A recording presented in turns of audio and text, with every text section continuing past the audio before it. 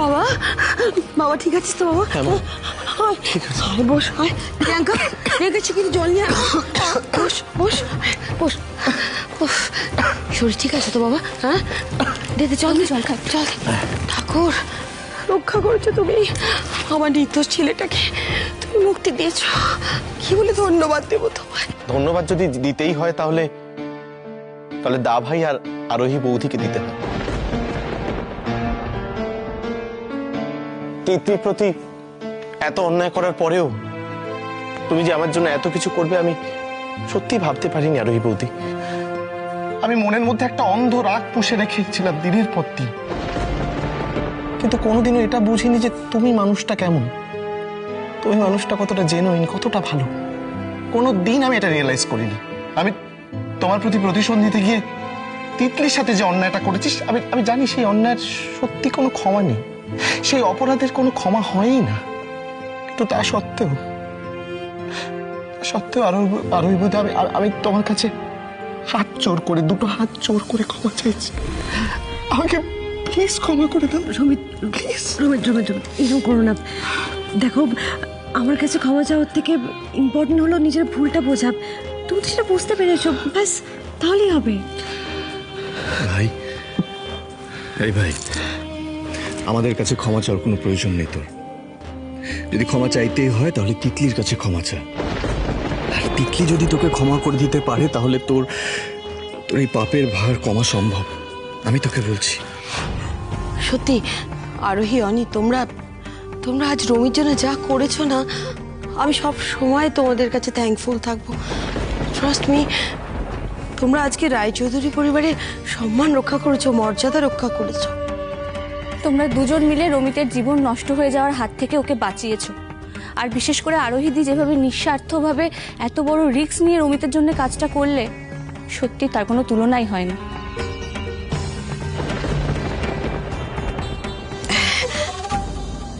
আরোহী, thank you বেটা। কি বলবো তোমাকে, আমি রাগের মাথায় তোমাকে অনেক কথা বলেছি, আশা করি সেগুলো তুমি মনে রাখোনি। সত্যি তোমাদের ভুল বদলাতে খুব বেশি সময় লাগে না, তাই না বিদিশা? হঠাৎ করে এসব কথা কেন বলছো শিবানী? বলছি তার কারণ সেদিনকে তুমি আর রিয়াঙ্কা আরোহীকে যা খুশি তাই বলেছো, আর আজকে যেই আরোহী রমিতকে বাড়ি ফিরিয়ে নিয়ে আসলো অমনি তোমাদের সমস্ত আক্রোশ গলে একেবারে জল হয়ে গেল। অথচ তোমাদের কারোর মনে হচ্ছে না যে সেদিন যা যা করেছো তার জন্য আরোহী এবং আরোহীর পরিবারের কাছে তোমাদের ক্ষমা চাওয়া উচিত, মনে হচ্ছে না, তাই না? ক্ষমা চাইবো আমি বিদিশা ওর এই লোকগুলোর কাছে? নেভার। শিবানী, তোমার তো একবার আমাদের কথাও ভাবা উচিত, তাই না? চোখের সামনে ছেলেটা নির্দোষ, তবু সবাই ওকে অ্যাকিউজ করছে, ওর সঙ্গে এত খারাপ ব্যবহার করছে। সবটা মুখ বুঝে দাঁড়িয়ে সহ্য করা কি সম্ভব আমাদের পক্ষে, বলো? মম, এই ব্যবহারটা আমি ডিজার্ভ করি মম। এই ব্যবহারটাই হয়তো আমার প্রাপ্য।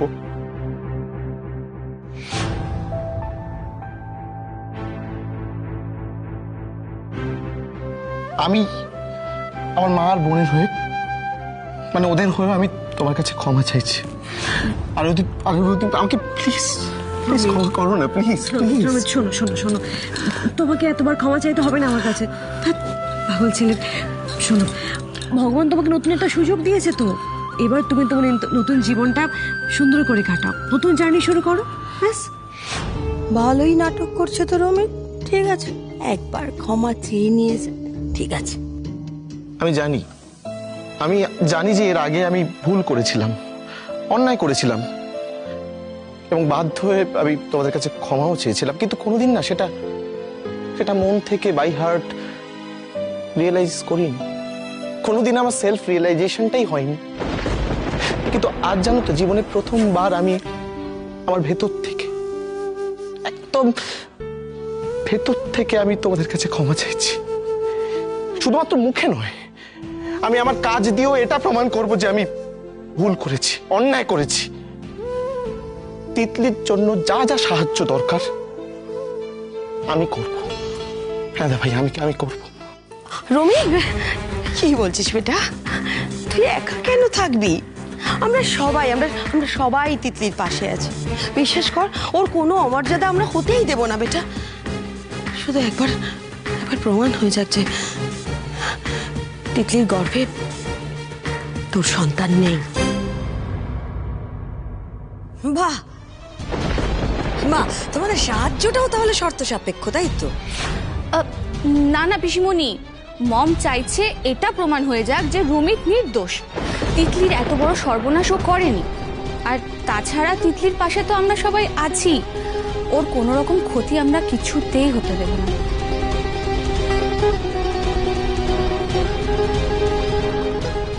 কে জানে তিতলির ওপর দিয়ে এখন কি ঝড় বয়ে যাচ্ছে।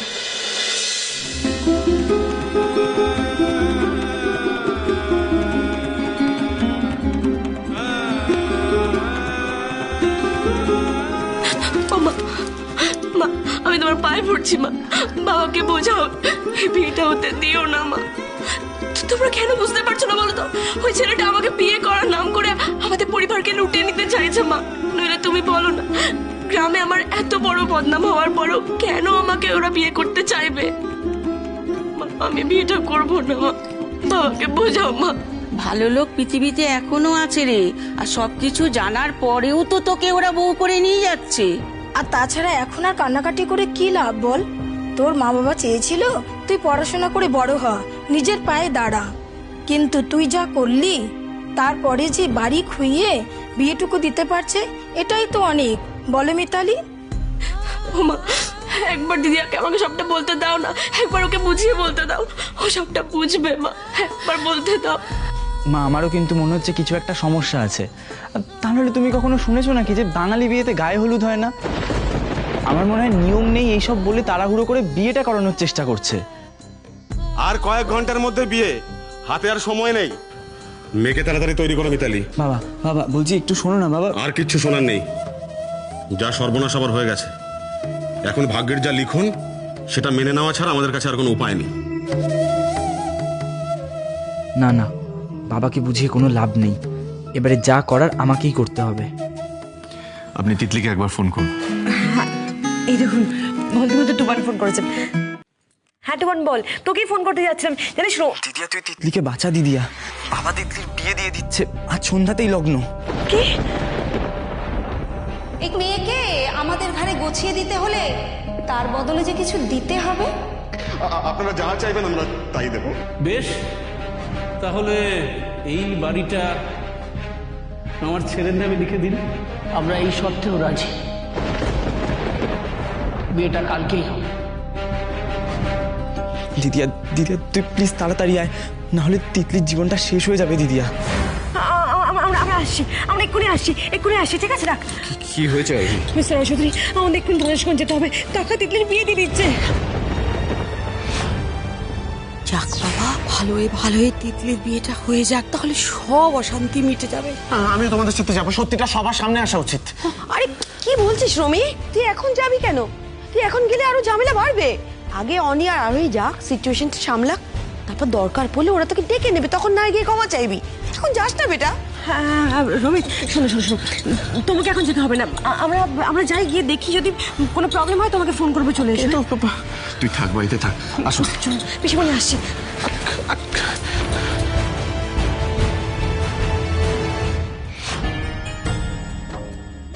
তুমি দেখো ঠাকুর, তিতলির বিয়েটা যেন এই লগ্নেই ভালো হয়ে যায়।